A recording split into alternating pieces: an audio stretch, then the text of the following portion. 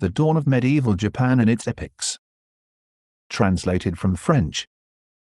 The peaceful Heian period, 794–1185, ended in a conflagration, following battles of rare violence.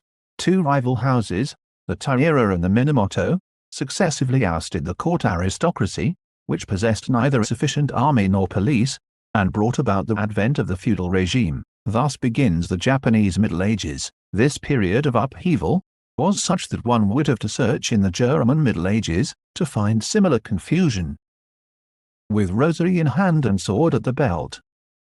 From this turmoil were born the warrior tales, 軍記物語 virile tales, full of assassinations, marvelous feats of arms and long-prepared vengeances, source of embarrassment and trouble for historians. Their function was moreover less literary, in the sense we understand it, than memorial and spiritual.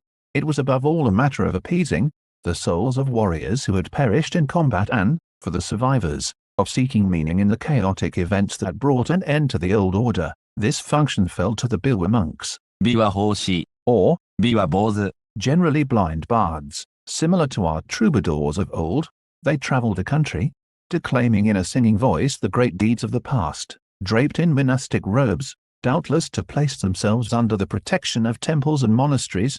They accompanied themselves with their four-stringed lute, the biwa, whose chords punctuated the melancholy of the narrative. At the heart of the repertoire that these artists transmitted from master to disciple, a fundamental trilogy recounts the fratricidal struggles that tipped the archipelago into a new era, the tale of Hojin, 方言物語 the tale of Heiji, 平治物語 and the most illustrious of all, the tale of the Heike. 平家物語 The first two, while they may appear prosaic in describing how the Taira and Minamoto gradually insinuated themselves into military power until acquiring decisive influence over court affairs, nonetheless prepare the coming drama and already contain that sensitivity to the ephemeral, 物の哀れ that will find in the tale of the Heike its most accomplished expression. The world where we live has no more existence than a moonbeam, reflected in water, drawn up in the hollow of the hand. Impermanence as Destiny.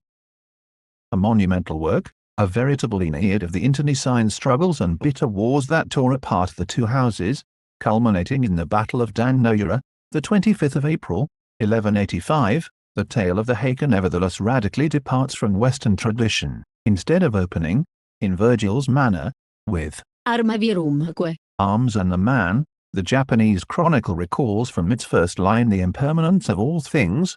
The proud indeed do not endure. Just like the dream of a spring night, the characters, great and humble, are all swept away by the same whirlwind, illustrating to the point of satiety that, according to Bossuet's formula, the time will come when this man who seems so great to you will be no more, when he will be like the child yet unborn, when he will be nothing. I came only to make up the number, yet they had no need of me. When I look closely, it seems to me a dream to see myself here, and that all I see are but vain simulacra. praeteritenim figura uius mundi. For the fashion of this world passes away. Thus, the tale of the Heike resembles a continual sermon, where all the vicissitudes in the lives of heroes serve to illustrate this law of impermanence, 無常 and the vanity of human glories. The case of Taira no Tadanori, 1144 to 1184, is exemplary in this regard. Surprised by the enemy, he dominates his adversary, but some ordinary servant of the latter intervenes and cuts off his right arm at the elbow. Knowing his end has come, Tadanori turns westward and invokes the Buddha in a firm voice 10 times before being decapitated. Attached to his quiver, this farewell poem is found. Carried away by darkness, I shall lodge beneath the branches of a tree. Only flowers will welcome me tonight. A mixed legacy. This Buddhist sensibility, which permeates even the bloodiest scenes, is nevertheless not always sufficient to elevate a narrative that may appear slow, regular, uniform to minds formed by Western aesthetics. Like the sound of the Jun bell, the march of the tales is regular, too regular even, and somewhat monotonous. I regret that such illustrious narratives have not found an equally illustrious poet, who might have fixed them forever, that they lacked a Homer who might have given them a variety, a suppleness eternally admired. As Georges Bousquet notes, Homeric heroes often have strange gaieties or weaknesses that let us touch their humanity with our finger, Those of Tyre never cease being conventional and cold, while the naive Greek storyteller always lets a vague and fine smile show through behind the words. The Japanese rhapsodist never leaves the epic tone and stiff bearing, where the joyful expansion of the trover resonates like a fanfare. Here one hears only the melancholic accent of the desolate Buddhist. The valorous man too ends up collapsing no more no less than dust in the wind.